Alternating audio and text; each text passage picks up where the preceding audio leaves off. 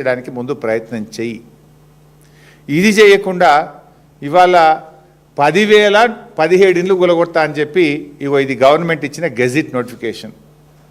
మూసీ పేరిట రేవంత్ రెడ్డి ప్రభుత్వం ఇచ్చిన గెజిట్ ఇది. 10,017 ఇండ్లు కూలగొడతాము, 3,279 ఎకరాల భూమిని సేకరిస్తాము అని ఇది రేవంత్ రెడ్డి ప్రభుత్వం ఇచ్చినటువంటి గెజిట్. 10,017 ఇండ్లు కూలగొట్టారట. 10,017 ఇండ్లు అంటే ఎన్ని లక్షల జీవితాలు కదా. ఒక్కొక్క ఇంట్లో 5-10 మంది ఉంటారు. ఒక్కొక్క ఇల్లు 3 అంతస్తులు ఉంటుంది. ఫస్ట్ ఫ్లోర్లు ఉంటారు, సెకండ్ ఫ్లోర్లు ఉంటారు, థర్డ్ ఫ్లోర్లు ఉంటారు. అంటే 1,00,000 జీవితాలని కూలుస్తా అంటున్నావు నువ్వు. ఇప్పటికే హైడ్రా పేరు మీద 1,00,000 జీవితాలు కూల్చినావు. ఇప్పుడు మూసీ పేరు మీద ఇంకో 1,00,000 జీవితాలు కూల్చడానికి నువ్వు తయారైనవు. It is the government gazette, నేను చెప్తలేను. 10,017 ఇండ్లు. గాంధీ విగ్రహం పెట్టడానికి 10,017 ఇండ్లు కూల్చడం అవసరమా? మూసీ నదిని శుద్ధి చేయడానికి ఈ 10,017 ఇండ్లు కూల్చడం అవసరమా?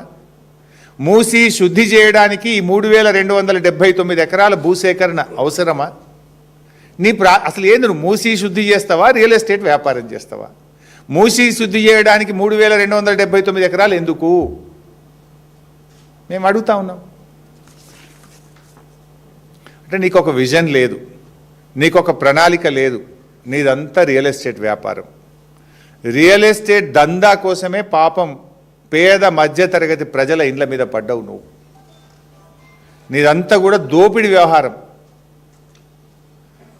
ఇవాళ నీ గెజిటే చెప్తుంది కదా.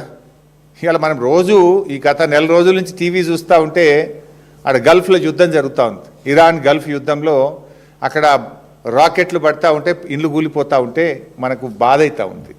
ఆ యుద్ధంలో అక్కడ బాంబులతోని ఇండ్లు కూలిపోతూ ఉంటే ఇక్కడ రేవంత్ రెడ్డి ఏమో బుల్డోజర్లు పెట్టి ఇల్లు కూలుస్తూ ఉన్నాడు. హైడ్రా పేరిట, మూసీ పేరిట. ఏ యుద్ధం లేదు కానీ రేవంత్ రెడ్డి బుల్డోజర్లు ఇక్కడ పేదల ఇండ్లు కూలుస్తూ ఉన్నాయి. పేదల మీద రేవంత్ రెడ్డి బుల్డోజర్లతో యుద్ధం చేస్తూ ఉన్నాడు. ఇది 10,017 ఇండ్లు కూల్చుడేంది? మూసీ నదిని శుభ్రం చేయడానికి 10,017 ఇండ్లు కూల్చాల్సిన అవసరం ఏంది అని సూటిగా అడుగుతూ ఉన్నాం.